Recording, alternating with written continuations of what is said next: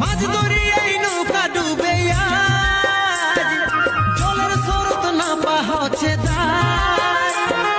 আইন সোনা দেখে যাবি বলে দিবি বাঁচার উপায়